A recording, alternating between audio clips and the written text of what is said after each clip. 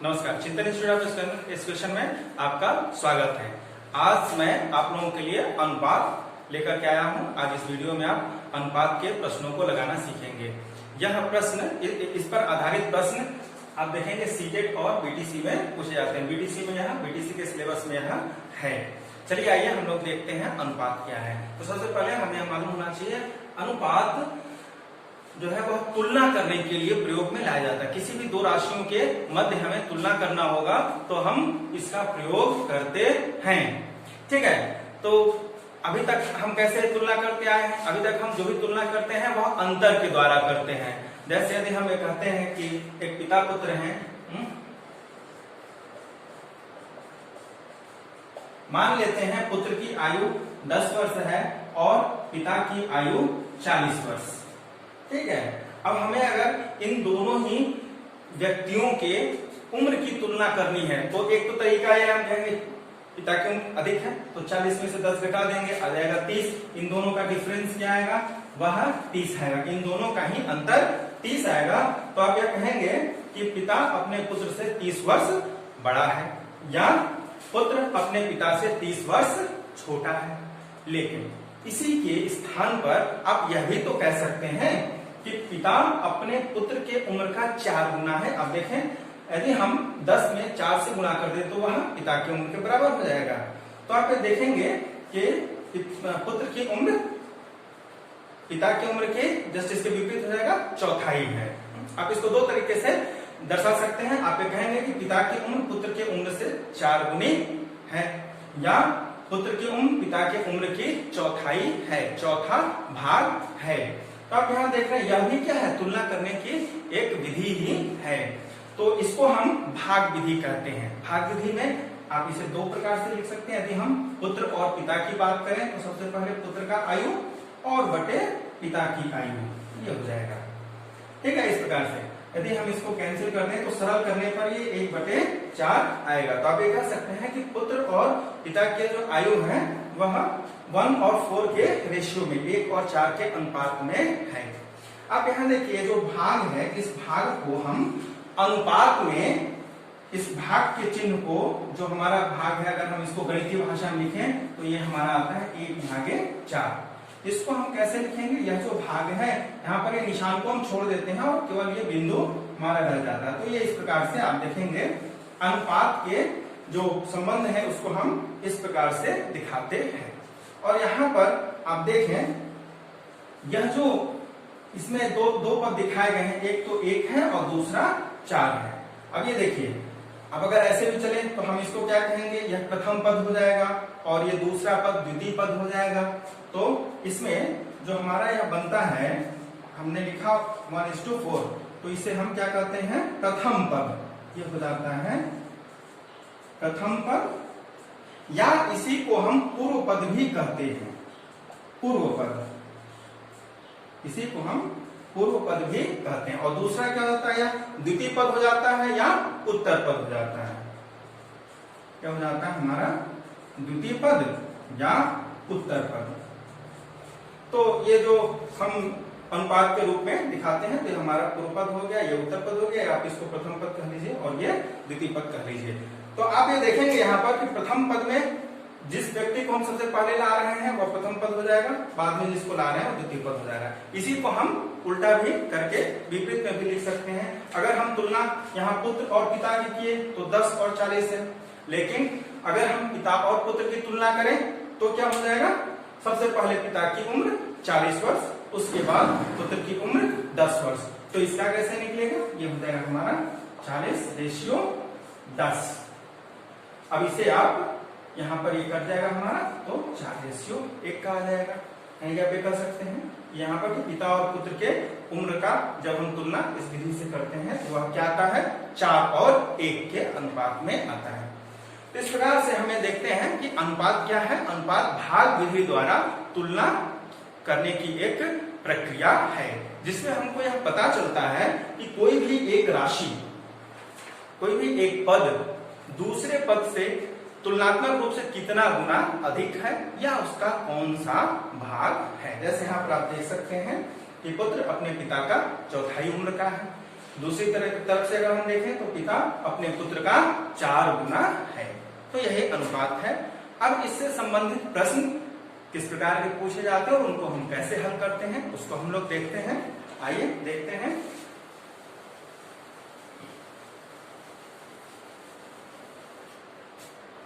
यहां मैं एक उदाहरण लिख रखा हूं। इस उदाहरण में जो प्रश्न है आप देखें, एक कक्षा में 20 लड़के और 40 लड़कियां हैं, तो अनुपात ज्ञात कीजिए। हमें अनुपात ज्ञात करना है। क्या पूछा गया? पहला प्रश्न है लड़कों की संख्या का लड़कियों की संख्या से अनुपात। तो आप देखें इस प्रश्न में लड़कों की संख्या क्या है? 20 और लड़कियों की संख्या 40।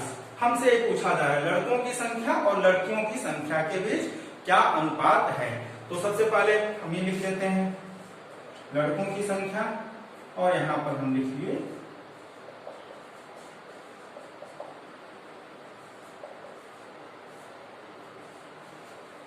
ठीक है लड़के और लड़कियों का। लड़कों की संख्या आप देखें 20 है, लड़कियों की संख्या 40 है, तो अनुपात आप बीच में ये हम निशान लगा देंगे। ठीक है, इसे आप क्या लिख सकते हैं? इसको आप 20/40 भी लिख सकते हैं भाग के रूप में, और ये हमारा कट जाएगा तो ये आ जाएगा 2/4। और इसे हम और सरल करेंगे, 2 से काट देंगे, 2 एकम 2 और ये 2 दूनी 4, ये हो जाएगा 1/2 आ जाएगा, जिसे आप क्या लिखेंगे? अनुपात के रूप में 1/2। ये हमारा तो लड़के और लड़कियों का जो अनुपात है वह किस अनुपात में है? 1 और 2। यानी कि यदि लड़कों की संख्या 1 है तो लड़कियां उनकी 2 गुनी 2 है। यहाँ देखें 20 लड़के और 40, 20 दूनी 40 होता है, 20 दूनी 40, 20 से 2 का गुणा करेंगे तो 40 आएगा। तो आप देखेंगे यहाँ पे जो पूछा गया था लड़कों की संख्या और लड़कियों की संख्या में क्या अनुपात है, तो वह अनुपात आ जाएगा 1/2 का। ठीक है, ठीक ऐसे ही आपसे यह भी पूछा जा सकता है इस प्रश्न के बजाय लड़कियों और लड़कों का अनुपात। तो सबसे पहले हम क्या करेंगे? सबसे पहले लड़कियों की संख्या लिखेंगे, फिर उसके बाद लड़कों की संख्या। जस्ट उल्टा हो जाएगा। तो उसमें क्या होगा? सबसे पहले हम जो गर्ल्स हैं यह संख्या लिखेंगे, ये हो जाएगा हमारा 40, और फिर उसके बाद इसको लिखेंगे, ये हो गया 20। ये लड़कियों की संख्या और ये लड़कों की संख्या। इसको हम क्या करेंगे? फिर सरल कर देंगे तो ये हमारा आ जाएगा 2/1। ऐसे ही हम इसको भी आप इसे देख सकते हैं 40/20 है, इसको हम सरल कर देंगे तो ये हमारा आ जाएगा 4/2 और इसे फिर काट देंगे, ये आ जाएगा 2/1। इसको हम इस तरह से लिखेंगे 2/1। तो इस प्रकार से आप देखेंगे अगर हम लड़कियों और लड़कों की संख्या का अनुपात निकालेंगे तो 2 और 1 का है, और यदि लड़के और लड़कियों का निकालते हैं तो 1 और 2 का है। ठीक है, तो इस प्रकार के प्रश्न पूछे जाते हैं। दूसरा है लड़कों की संख्या का कुल विद्यार्थियों से अनुपात हमको निकालना है। तो यहाँ आप देखें इस प्रश्न में दिया हुआ है कि लड़कों की संख्या कितनी है? 20, लड़कियों की संख्या 40। तो अब हमें सबसे पहले जो टोटल स्टूडेंट्स हैं, कुल विद्यार्थी हैं, सबसे पहले हमें उनकी संख्या निकालेंगे। कैसे निकालेंगे? लड़के और लड़कियों की संख्या को जोड़ देंगे, तो वह जो टोटल आएगा उसका और लड़कों की संख्या का। अब हमें नया अनुपात ज्ञात करना होगा। तो आइए हम सबसे पहले कुल विद्यार्थियों की संख्या देखते हैं कितनी है।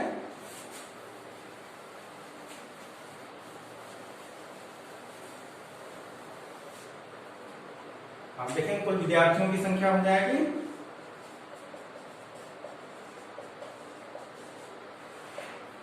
ये हो जाएगा हमारा 20 और प्लस 40 बराबर 60। अब देखें कुल विद्यार्थी कितने हैं? 60। प्रश्न क्या है? लड़कों की संख्या का कुल विद्यार्थियों से। तो लड़कों की संख्या कितनी है? 20, लिख लेते हैं लड़कों की संख्या 20, कुल विद्यार्थियों की संख्या हमने निकाल लिया है 60, तो ये हो जाएगा 20/60। अब इसको हम सरल कर लेंगे तो लड़कों की संख्या का कुल विद्यार्थियों से क्या अनुपात है वह हमें पता चल जाएगा। सरल कैसे करेंगे? पिछले प्रश्नों के भांति हम इसको भी करेंगे। इसे आप क्या लिख सकते हैं? 20/60। इसे आप 20/60 लिखेंगे, ये कट जाएगा बराबर 2/6। इसे हम फिर सरल करेंगे, 2 एकम 2 और 2 दूनी 6, ये आ गया 1/3। इसका मतलब क्या है? 1/3। 3। 1/3 को हम क्या लिखेंगे, इसे जब हम अनुपात के चिन्ह में बदलेंगे ये आ जाएगा 1:3, 1:3। यह इस प्रकार से। तो आप देखेंगे कि लड़कों की संख्या का कुल विद्यार्थियों की संख्या से जो अनुपात है वह कितना आया, 1:3। यही आपका उत्तर आएगा। तो ये रहा। इसके साथ ही साथ यहाँ पर यह भी पूछा जा सकता है कि लड़कियों की संख्या का, लड़कों की जगह अगर हम लड़कियों का पूछा है तो लड़कियों की संख्या का कुल विद्यार्थियों से, तो आप देखें लड़कियों की संख्या कितनी है, 40 है, और कुल विद्यार्थियों की संख्या 60 है। तो आप यहाँ पर इनका भी निकाल सकते हैं। ठीक है, तो ये तो रहा स्टार्टिंग। इसके बाद एक प्रश्न अनुपात में आपसे पूछा जाता है कि कोई व्यक्ति अपने धन को अपने 2 पुत्रों में बांटना चाहता है, उसे 2:3 में या 3:4 या किसी भी अनुपात में वह उसको बांटना चाहता है। तो आप देखेंगे कि इस प्रकार के प्रश्नों को कैसे लगाते हैं। तो इसका समाधान कैसे करेंगे, आइए उसका मैं एक उदाहरण के साथ आपके सामने यहाँ पर रखता हूं।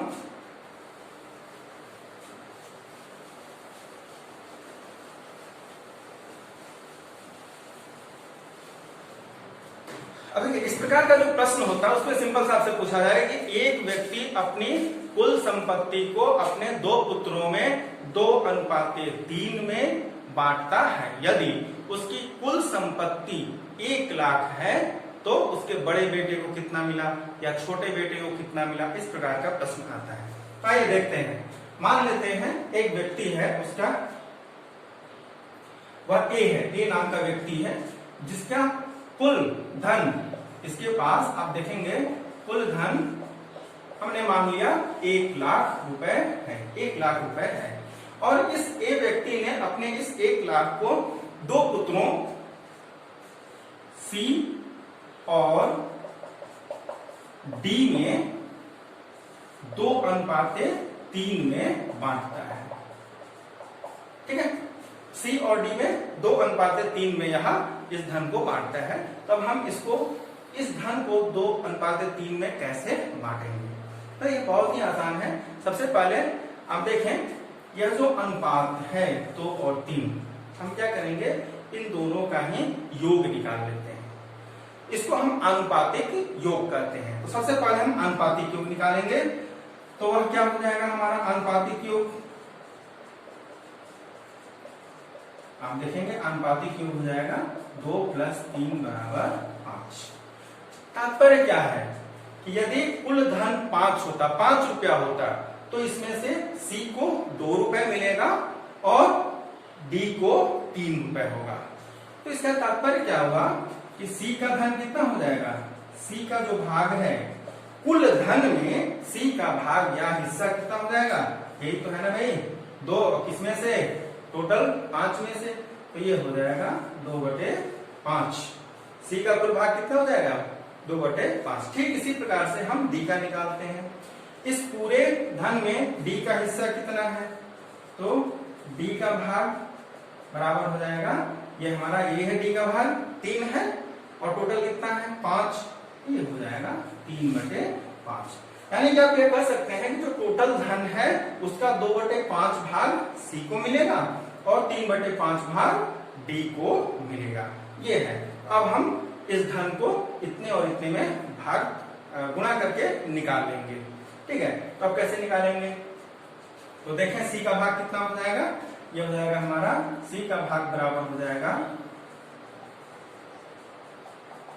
कितना है हमारा धन, टोटल धन है 1 लाख। इस 1 लाख का 2/5, तो हम निकालते हैं 1 लाख गुणे 2/5। अब यहाँ हम इसको भाग दे देंगे, ये हो जाएगा 5 दूनी 10, यहाँ गया 20,000, 20 दूनी 40,000, टोटल आ जाएगा 40,000। अब क्या करेंगे, ये जो सी है उसका भाग आ गया 40,000। और एक तरीका तो यह है कि 1 लाख में से हम सी का भाग घटा दे तो डी का निकल जाएगा, और नहीं तो इससे हम निकाल लेते हैं 1 लाख का 3/5वां भाग। ठीक ऐसे ही हम इसको भी निकालेंगे।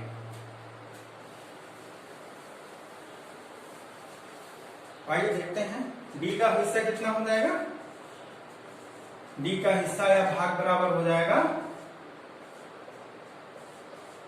1,00,000 गुणे 3/5, 5 से इसको भाग दे देंगे तो ये आ जाएगा 20,000 और फिर 20,000 गुणे 3 बराबर ये आ जाएगा 60,000। तो डी का हिस्सा कितना हुआ 60,000।